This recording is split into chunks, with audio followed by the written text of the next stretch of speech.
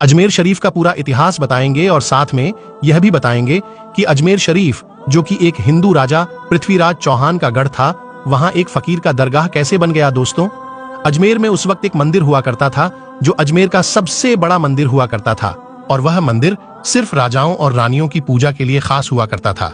मंदिर के साथ ही एक तालाब था जिसका नाम अना सागर था। हिंदू उस तालाब के पानी को बहुत ही बरकत वाला, पवित्र समझते थे। उनका मानना था कि जो इस तालाब में नहा ले उसके सारे पाप धुल जाते हैं। उस मंदिर में रात को इतने ज्यादा दिए जलाए जाते थे कि सिर्फ एक ही रात 3.5 मन तेल उन दियों में इस्तेमाल होता था। आसपास के गांव देहात मंदिर के नाम थे और इन देहातों की आमदनी मंदिर पर खर्च हुआ करती थी। मंदिर में हजारों नौकर थे जिनका काम आने वाले लोगों की सेवा और देख रेख करना था, और वह बताया करते थे कि कौन सा भगवान बेटे देता है और कौन सा देवता सेहत और तंदुरुस्ती देता है और किस मूर्ति की पूजा करने से दौलत बढ़ती है। ख्वाजा गरीब नवाज रहमतुल्लाह अल वहां आए और अना सागर की कुछ दूरी पर चटाई बिछाकर अपने मुरीद के साथ बैठ गए। असर का वक्त था, लिहाजा आप ख्वाजा साहब ने हजरत कुतुबुद्दीन रहमतुल्लाह अलैह से अजान देने को कहा। कुफर शिर्क से भरे अजमेर में अल्लाह के एक होने और हजरत मोहम्मद सल्लल्लाहु ताला अलैहि वसल्लम के रसूल होने का यह पहला ऐलान था। वहां रहने वाले लोग इस्लाम के बारे में कुछ भी नहीं जानते थे।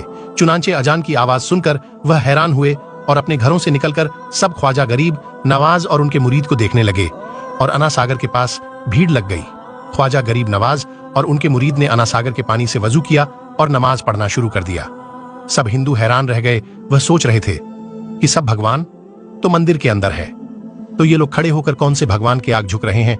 शाम हुई तो राजा के ऊंट, जो दिन में चरने के लिए गए थे, अपने चरवाहों के साथ वापस आने लगे।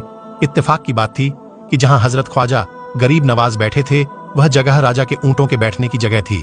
चरवाहों ने बाबा साहब से कहा कि ओ बाबा साहेब, यहां से उठिए, क्योंकि यह जगह राजा के ऊंटों के बैठने की जगह है। ख्वाजा मोइनुद्दीन साहब ने फरमाया, इतना मैदान खाली पड़ा है, ऊंट तो कहीं भी बैठ जाएंगे, क्यों बेवजह हमें तंग करते हो।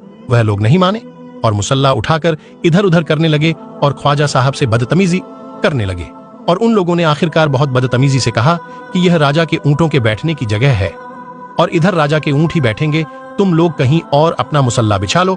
आखिरकार आप ख्वाजा साहब ने उठते हुए हजरत कुतुबुद्दीन से फरमाया, उठो कुतुबुद्दीन, ये कह रहे हैं कि ये ऊंटों के बैठने की जगह है, तो चलो मैं कहता हूं अब यहां सिर्फ ऊंट ही बैठेंगे। यह कहकर आप ख्वाजा साहब अपने साथियों समेत वहां से उठ गए, और अगली सुबह जब ऊंटों को चराने के लिए ले जाने का वक्त आया और चरवाहों ने ऊंटों को उठाना चाहा तो उन्हें पता चला कि ऊंट उठ ही नहीं पा रहे हैं। उन्होंने ऊंटों को मार मार कर जबरदस्ती उठाना चाहा, लेकिन वह बैठे ही रहे। चरवाहे परेशान हो गए कि जो ऊंट उनके एक इशारे पर उठ खड़े होते थे आज क्यों नहीं उठ रहे हैं। आखिरकार उन्हें याद आया कि कल उस बाबा ने कहा था कि चलो अब यहां ऊंट ही बैठे रहेंगे। लोग जमा होने शुरू हो गए। कोई कह रहा था कि फकीर कोई बड़ा जादूगर है, किसी का मानना था कि वह कोई भगवान का नया अवतार है। बात राजा पृथ्वीराज चौहान तक जा पहुंची कि एक मुसाफिर फकीर ने राजा के ऊंटों पर जादू कर दिया है। राजा ने हजरत ख्वाजा मोइनुद्दीन चिश्ती को खबर भेजा कि तुम कैसे फकीर हो जो बेजुबानों को बांध रखा है, ये बेचारे भूख और प्यास से मर जाएंगे, इसलिए मेहरबानी करके अपना जादू वापस ले लो। ख्वाजा साहब ने फरमाया, हम मुसलमान हैं और मुसलमान बद्दुआ नहीं करते और ना जादू करते हैं। ऊंट जिसके हुक्म से बैठे थे उसी के हुक्म से खड़े हो जाएंगे। अब जो जाकर चरवाहों ने ऊंटों को उठाया तो पहली बार में खड़े हो गए। गैर मुस्लिमों की दिलचस्पी इन मुसाफिरों में बढ़ने लगी। अब 5 वक्त की अजान होती और नमाज अदा की जाती। आखिरकार राजा तक यह बात पहुंच गई और उसको शिकायत की गई कि राजा साहब, जो फकीर आए हुए हैं सब के सब मुसलमान हैं, 5 वक्त अजान देते हैं और हमारे पवित्र तालाब में हाथ मुंह धोकर गंदा करते हैं, हमारे धर्म के खिलाफ बातें भी करते हैं और कहते हैं कि यह मूर्तियां पूजने के लायक नहीं, ये तो सिर्फ एक पत्थर है, इसलिए इन्हें यहां से उठा लिया जाए। राजा पृथ्वीराज चौहान ने फकीरों को खबर भिजवाया कि तुम लोग गोश्त खाते हो, हमारे धर्म के खिलाफ बोलते हो, और तो और हमारे पवित्र तालाब को अपने हाथ मुंह धोकर गंद करते हो, जो हम कतई बर्दाश्त नहीं कर सकते, इसलिए तुम्हारे लिए अच्छा होगा कि तुम यहां से चले जाओ। ख्वाजा साहब ने फरमाया, और भी तो दुनिया आती है, सिर्फ हमारे ही पानी लेने से आखिर क्या फर्क पड़ जाएगा।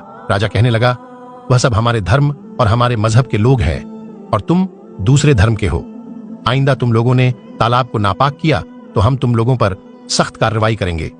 ख्वाजा साहब ने हजरत कुतुबुद्दीन रहमतुल्लाह अलैह से फरमाया, कुतुबुद्दीन शायद यह लोग आइंदा हमारे पानी लेने पर कोई परेशानी खड़ी करेंगे, जाओ एक मश्क पानी ले आओ।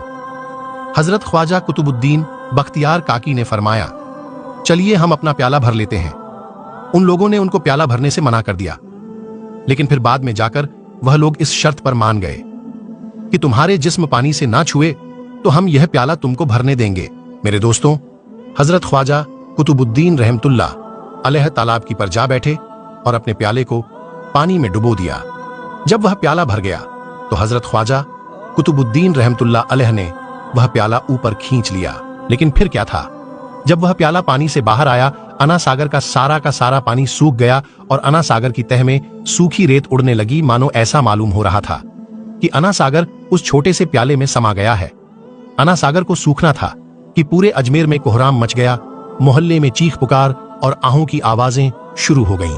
वह लोग रो रहे थे और कह रहे थे कि जो पाप हम अना सागर में नहाकर धोते थे और पापों से छुटकारा पा लिए करते थे, अब हम क्या करेंगे? अब हम पापों का बोझ कहां लिए फिरेंगे? सारे इलाके में यह खबर फैल गई कि मुसाफिर फकीर ने जादू के जोड़ पर अना सागर को सुखा दिया है। दोस्तों, जानते हैं आगे क्या होता है? आगे हुआ ये कि राजा पृथ्वीराज चौहान अना सागर के सूख जाने की वजह से बहुत परेशान हुआ।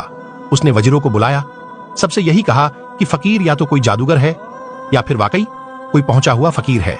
साथ ही उनकी परेशानी बढ़ गई कि अजमेर की रौनक तो थी अना सागर के दम से। इसकी वजह से लोग दूर दूर से अजमेर आते थे और अपना ईमान ताजा करके लौट जाया करते थे। अना सागर के सूख जाने से हिंदू धर्म को सख्त धक्का लगेगा और यह बड़ी शर्मनाक बात थी। आखिरकार यह कहा गया कि फकीर से बात की जाए कि आखिर वह फकीर चाहता क्या है। अगर वह कोई ऐसी बात चाहता है जो हमें पसंद आए तो फिर हम उसकी बात मान लेते हैं और उससे माफी मांग लेते हैं। चुनांचे सब मर्द, औरतें और बच्चे जाकर फकीर की मन्नत करने लगे कि लोगों को इस परेशानी से छुटकारा दिला के मेहरबानी कीजिए, हम सबसे जो गलती हुई है उसे माफ कर दो। हम अपने पापों का बोझ लेकर कहां जाएंगे और कैसे सुकून पाएंगे, क्योंकि हम लोग उसी तालाब में अपने पापों का बोझ धो लिया करते थे। यह तरीका ज्यादा आसान था, लिहाजा तमाम लोग बाबा साहब रहमतुल्लाह अलैह के पास आए और बोले, बाबा तुम भी वजू कर लिया करना, लेकिन भगवान के वास्ते हमारा अना सागर हमें लौटा दो। हजरत ख्वाजा गरीब नवाज रहमतुल्लाह अलैह ने हजरत कुतुबुद्दीन बख्तियार काकी से फरमाया कि जाओ उसी प्याले को वापस तालाब में डाल आओ। जैसे ही वह प्याला तालाब में डाला गया, अना सागर के नीचे सारा पानी उछल उछल कर अना सागर में आ गया। इस पानी ने कई दिलों को धो डाला। हिंदू कौम के इतिहास की किताबों में भी हिंदू इतिहास के लिखने वाले इस बात को मानते हैं कि उस शाम 32,000 गैर मुस्लिम कलमा पढ़कर मुसलमान हो गए। उन गैर मुस्लिमों के मुसलमान हो जाने से हिंदू पंडितों और आम हिंदुओं पर भी गुस्से का तूफान खड़ा हो गया और वह सोच में पड़ गए कि फकीर अगर कुछ दिन और रहा तो देवी देवताओं का नाम लेने वाला कोई नहीं रहेगा। लिहाजा लोगों ने राजा को मजबूर किया कि जल्द से जल्द कुछ किया जाए। राजा ने मंदिर के बड़े पंडित रामदेव को बुलाया और उसे बाबा साहब से मुकाबला रखकर जल्द से जल्द उन्हें हराने और अजमेर से बाहर निकाल देने का हुक्म दे दिया। रामदेव अपने वक्त का माना हुआ पंडित था, जिसके इल्म की काबिलियत की दूर दूर तक धूम मची हुई थी। दरअसल पंडित शैतानी और जादुई ताकतों का मालिक था। उसने राजा पृथ्वी को यह यकीन दिलाया कि जल्द ही राजा कोई अच्छी खबर सुनेगा। रामदेव बाबा ख्वाजा साहब रहमतुल्लाह अलैह के पास आया और उल्टे सीधे सवालात करना शुरू कर दिया।